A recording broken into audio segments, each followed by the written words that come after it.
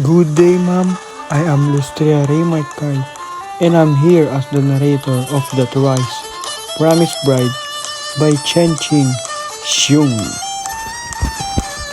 The Thrice Promised Bride is a Chinese folk play. It was written last spring by Mr. Shen Xing Xiong of Nanchang, China. In the course in dramatic composition and production, English 31. It will be produced by the Carolina Playmakers sometime this season, and we will publish in the next issue of the Theater Arts magazine. The Playmakers, although interested primarily in the writing and producing of folk plays of North Carolina, welcome such graduate students from other sections as may be interested in writing folk plays of their own locality. Last season, we produced a comedy of Colorado folk characters, The Berry Pickers by Russell Potter, who has recently come to us from Colorado. Mr. Xiong came to America 2 years ago. He took the AB degree at the University of Wisconsin and the AM at Cornell University. He came to Carolina primarily for advanced courses in the Department of English. He expects to return to China in another year to have a part in the promotion of a new theater in China. The author of The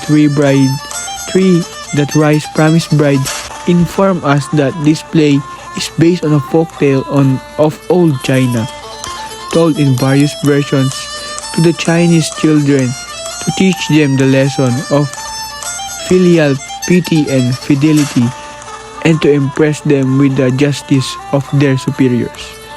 In the incident, as it actually occurred, the first candidate for the maiden's hand was faithful and consequently won a beautiful and a virtuous wife.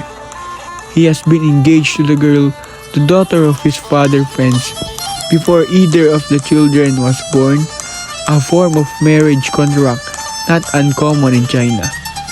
All the three candidates were significant, unromantic common folk who were brought to the magistrate court because of their rioting in the streets at the time of the interrupted wedding of the Thrice Promised Bride. The excuse of long separation by war, flood, or examination is a device in plot of many Chinese drama.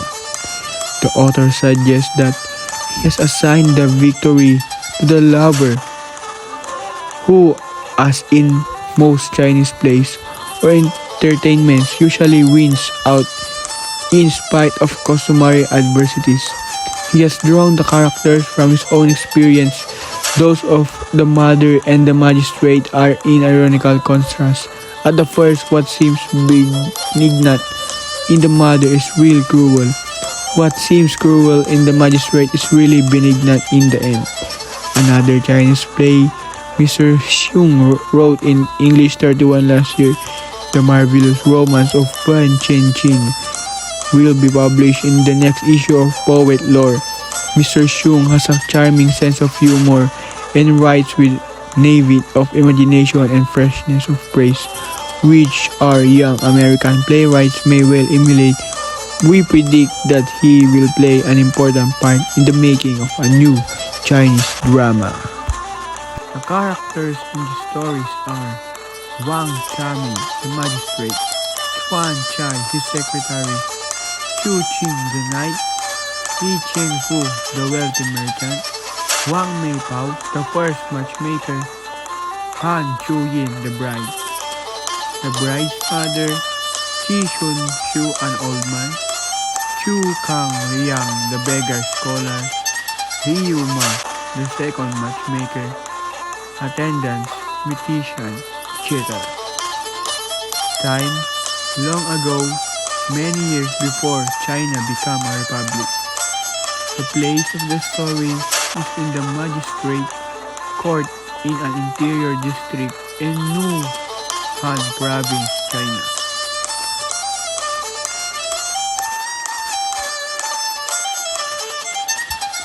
The rise of the curtain. In a proscenium, curtain is used. discloses a Chinese stage.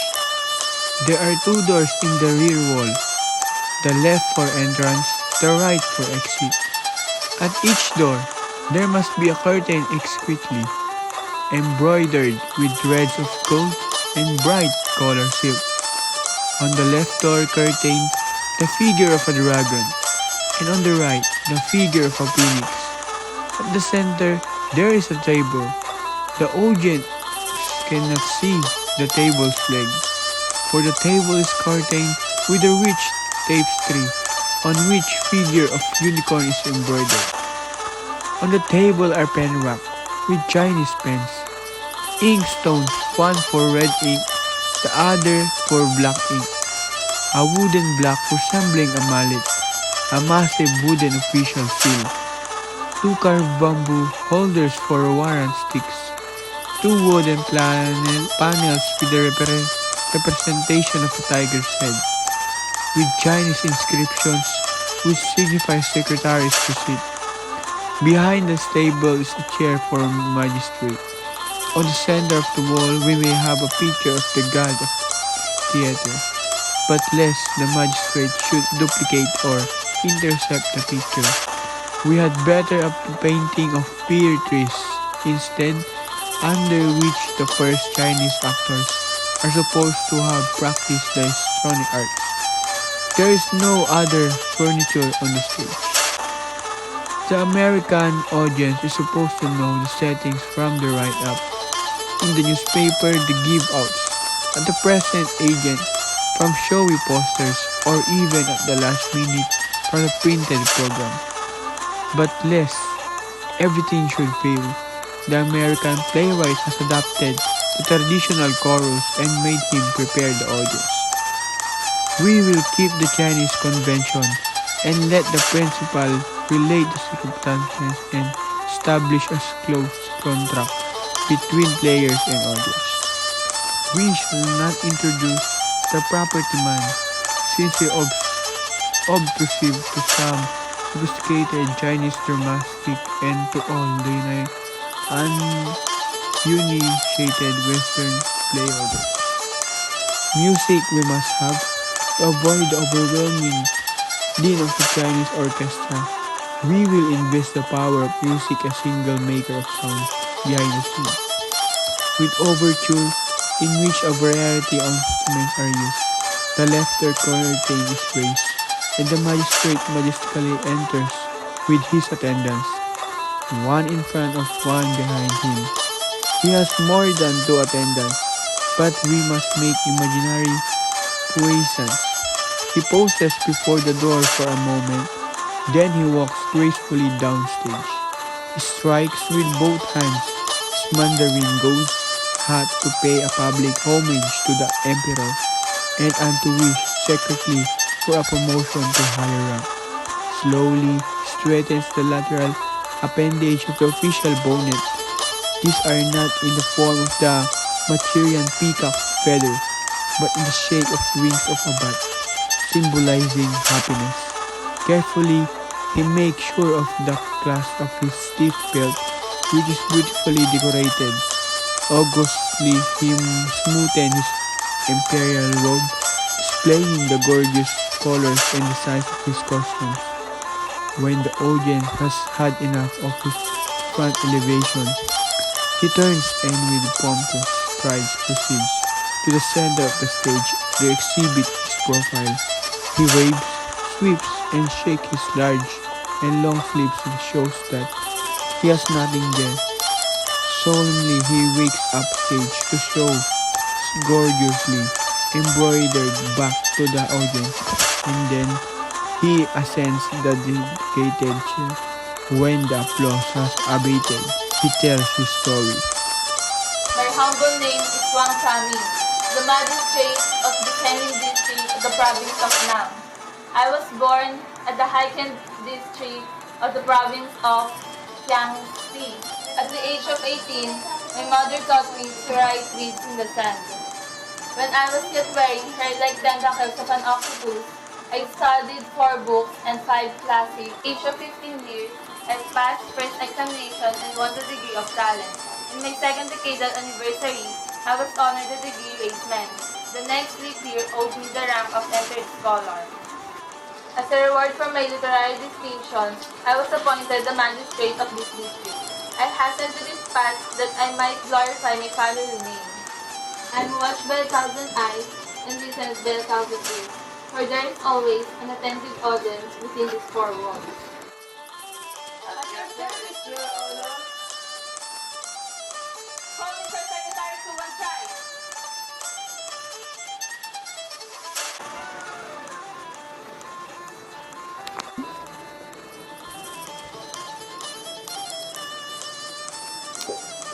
What is your honorable wish? Have you any invention concerning the case of an interrupted wedding? I have found the matchmaker, sir. It is signed the plaintiff, Chung Ting, and the defendant, Li Chi Kung Ti here. Strike the gong and open the court!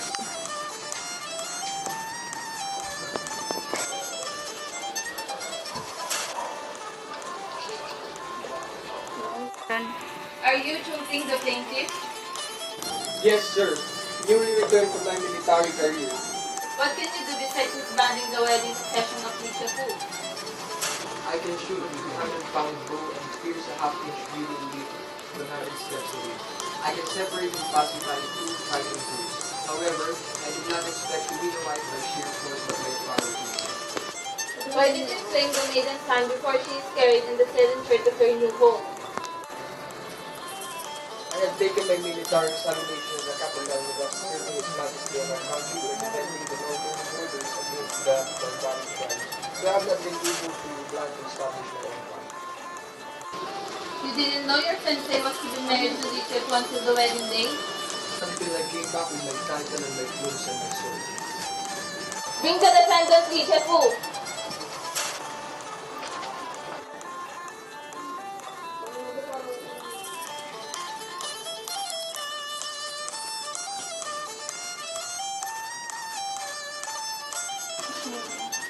Are you Han Shui, formerly promised to Chung Ting and now being born to the house of Li Chi Fu? Yes, my lord. And you, her mother? Yes, my lord. Your only reason. Why do you intend marrying your daughter to the Li family while there was yet an engagement contract standing between the family of Han and the family of Chu? Because we thought that Chung will sacrifice himself for their majesty, and my dear little Chewie in his castle beneath. Li Chi Fu, did you know this man Chung Ting? Not until he collided with bridal chair, Your Honor. Did you know he was the first betrothed to the maiden of the Han family? The truth or the bomb?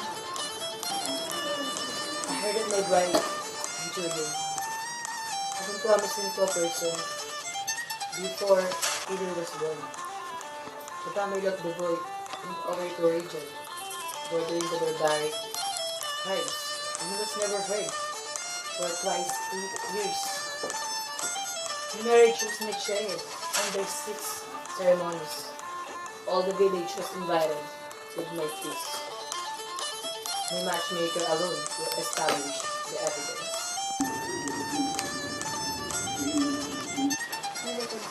Bring the matchmaker!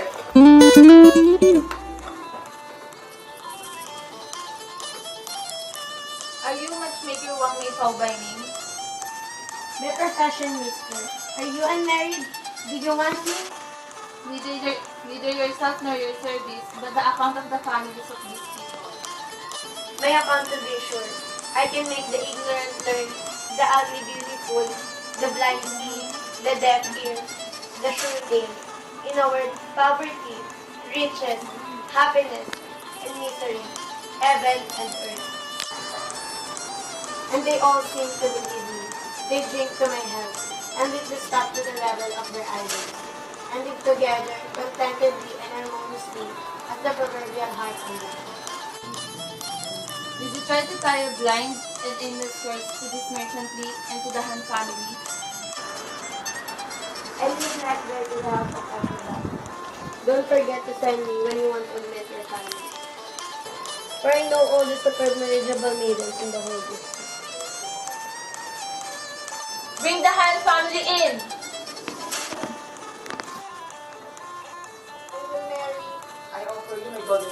have my silvery horses. I have my blue red I mantle. have won my scarlet jacket. My calculation always burns My arrow always hit the bull's eye.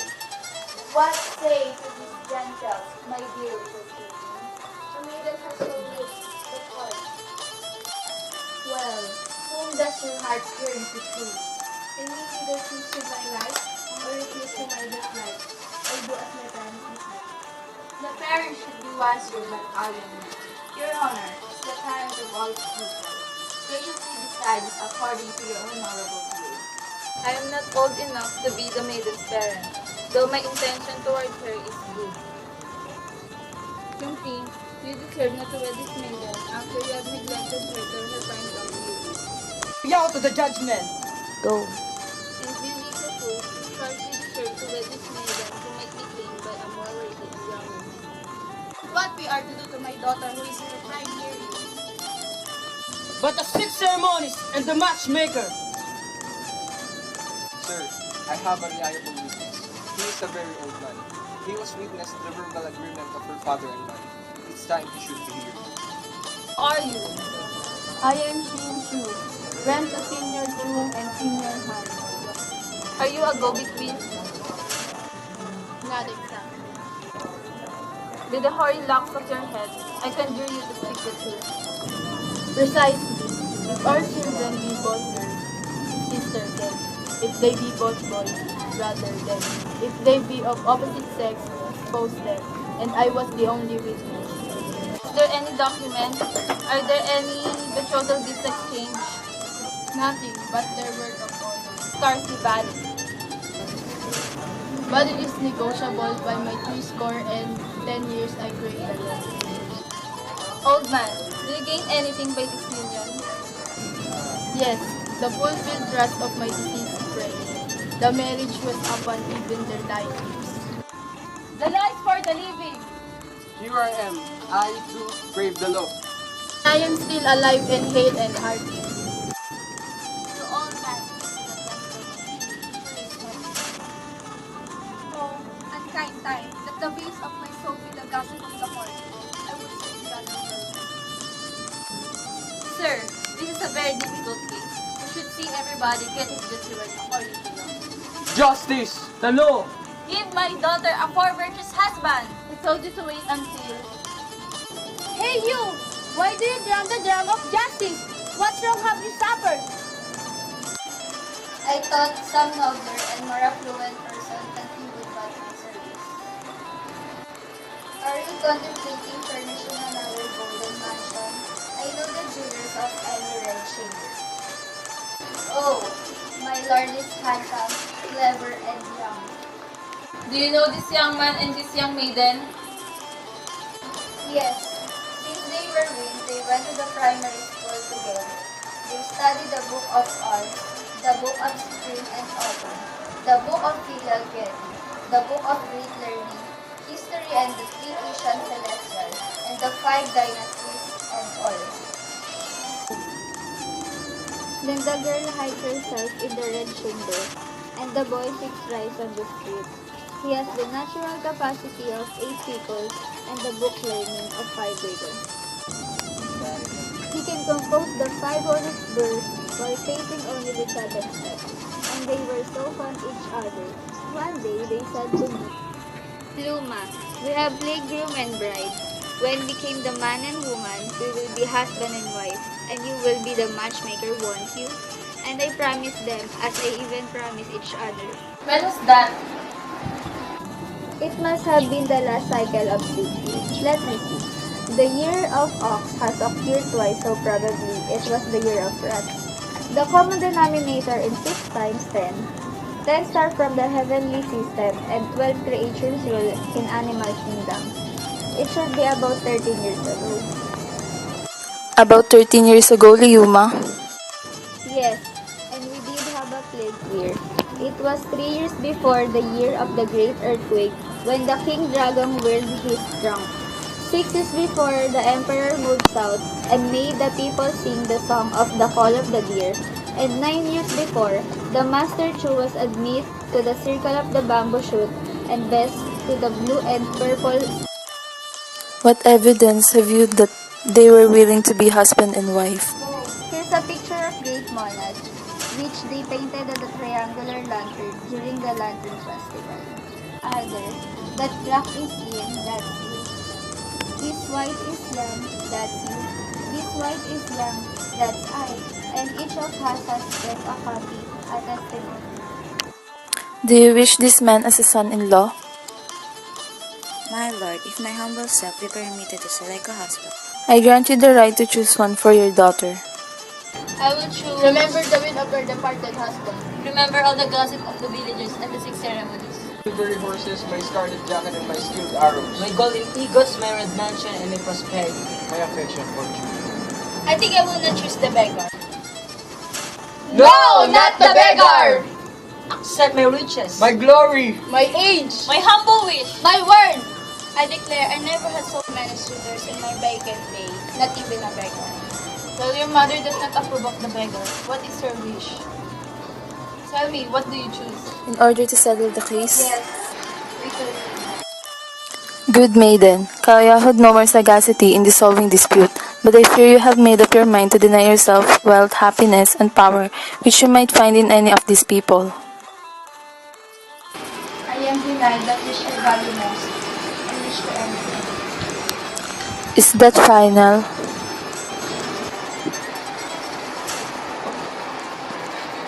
I accord you the potion that brings eternal tranquility. Bring forth the potion, Tia, provided by the ancients to impart to the moral to the pleasant sleep.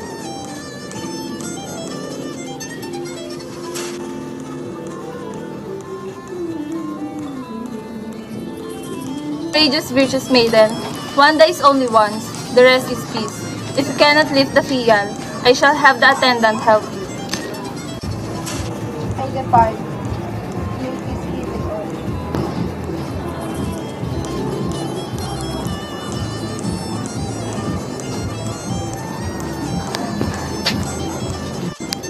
Well, she dies with a virtuous death. Fu, you almost married to her. Will you bury her in your family graveyard? I want to live. Housekeeper, not a dead body. She's a very good woman. Chungting, your stars crossed each other before either of you was born. Now you can accept the will of your parents and your parents. Now you can have your claim. We never saw each other and were not formally married. Let the legal husband and the true lover take the land. So Huang Yang, there is a spouse of your love. She is your promised wife. Would you take care of her? Yes, I love her. A promise is a promise. I will take her, and you will follow her. You beggar, you killjoy, you will soon pay for it! Wait a while. The case of the thrice promised bride is not yet finished. Among you 3 disputants, only the beggar, Su Huang Yang, is a true claimant. The other 2 are as false as shifting sand. I hereby confiscate Li Chefu, your property, and deprive you, Chung Ting, of your degrees and privileges appertaining. To you, Su Huang Yang, the true lover, I bestow up the golden ingots of the merchant, the horses of the knight, and the life service of Liuma, so that you can have fasts and rituals. And now I grant you the privilege of administering a potion to revive the unconscious but vicious maiden from the effects of the sleeping potion. I give the maiden to be known hereafter as your legal wife.